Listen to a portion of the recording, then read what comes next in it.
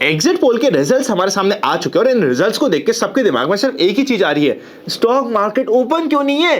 काश ओपन होता तो स्टॉक मार्केट में एकदम रॉकेट लग जाता और मजा आ जाता। पर इस ओवर एक्साइटमेंट में आपकी गलती करने के चांसेस होते हैं। आज के इस वीडियो में बिल्कुल लॉजिकली हम बात करेंगे कि क्या क्या एक्सपेक्टेशंस हो रही है और किस तरीके से हमें मार्केट के लिए रेडी रहना चाहिए।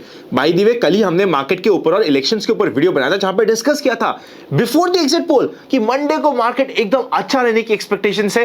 ट्यूसडे जब एक्चुअल रिजल्ट स्टार्ट होंगे, स्पेशली 10:30-11 के बाद, वो होगा एक्चुअल एक्शन का समय और एक्चुअल कॉशन होने का समय।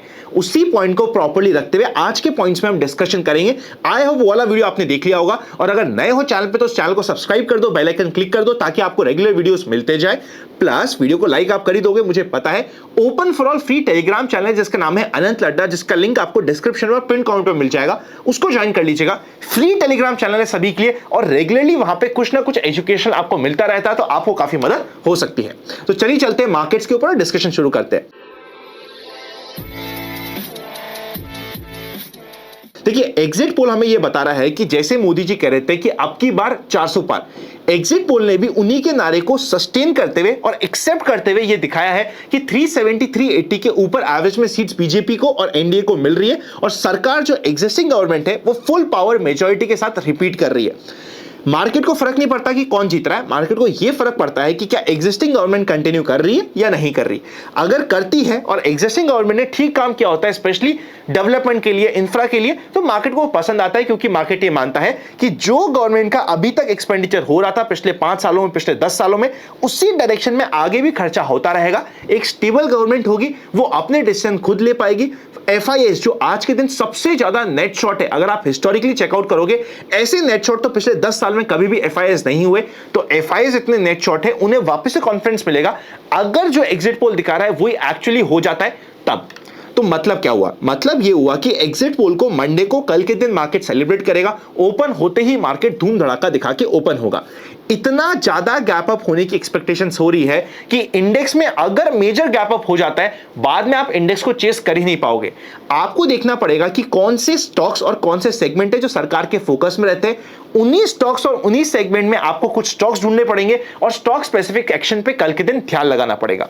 ट्यूसडे को बात करें तो ट्यूसडे को वापस से जिस तरीके का रुझान एग्जिट पोल में रहा है, इलेक्शन के रिजल्ट में भी इनिशियल रुझान सेम ही रहने की एक्सपेक्टेशंस होती है। पर हां, अगर मार्केट अगले 1.5 दिनों में बहुत ज्यादा चल जाता है तो आपको थोड़ा सा कॉशियस होने की जरूरत है, बिकॉज वहां पे जब मार्केट बहुत ज्यादा पंप अप हो जाता है, जब एक्चुअल रिजल्ट बाहर आ जाता है, तो रिजल्ट की वजह से जितनी खुशी मार्केट को होनी होती है वो मार्केट पहले ही डाइजेस्ट कर चुका है, मार्केट ने एक्सेप्ट कर लिया है। अभी हम सपोज करते हैं एग्जिट पोल दिखा रहा है 380, एक्चुअली सीट आ जाती है एग्जिस्टिंग गवर्नमेंट की 400, मान लिया। उससे ऊपर तो आप भी नहीं कह रहे कि भाई 450 आएगी, पॉसिबल ही नहीं है। लॉजिकल बात करते हैं, 400 सीट आ गई, 400 सीट आ गई तो उसको तो मार्केट ने ऑलरेडी पचा लिया मंडे को और ट्यूसडे फर्स्ट हाफ को। जब जो होना था वो हो गया और उस चीज को मार्केट ऑलरेडी पचा चुका है, तो फिर मार्केट न्यूट्रलाइज होने लगेगा। जो ओवर एक्साइटेड लोग हैं उनको बोलेगा अच्छा तुम्हें इतना शौक है, आओ अभी तुम्हें धेरते हैं। तो उस समय आपको कॉशियस होकर काम करने की जरूरत होती है। प्लस सपोज करिए कि 370 तो एग्जिट पोल दिखा रहा है, 370 की जगह 320 आई तो क्या सरकार पे कोई फर्क पड़ेगा? नहीं, सरकार की पावर आ गई, सरकार स्टेबल गवर्नमेंट मिल गई। पर मार्केट में जो अचानक से पंप अप हो गया, 350, 450, 400 का हवा बनाया और एक साथ सब लोग मार्केट में रैलीज दिख रही है, वो थोड़ा सा कूल ऑफ होने का चांस होता है। इसीलिए ट्यूसडे को स्पेशली अगर आप एकदम नए ट्रेडर हैं तो अपनी क्वांटिटीज को थोड़ा कंट्रोल कर लीजिएगा और रैंडमली कॉल या पुट बाय मत करिएगा। वैसे तो विक्स आपका मंडे को ही काफी कूल ऑफ हो जाएगा, काफी क्लियर डाउन हो जाएगा, पर ट्यूसडे सेकंड हाफ तक तो विक्स एकदम टूट चुका होगा। अगर आपने नेकेड ऑप्शन बाइंग करी और अगर आप आज के दिन का प्रीमियम चेकआउट करोगे, कॉल और पुट दोनों बाय करते हो, तो आपको 4-4.5% का प्रीमियम देना पड़ रहा है। तो अगर 4% का मूव नहीं आता तो आप बुरा फंस जाओगे ट्यूसडे वाले दिन। इसलिए नेकेड ऑप्शन बाइंग और रैंडम बाइंग मत करिएगा।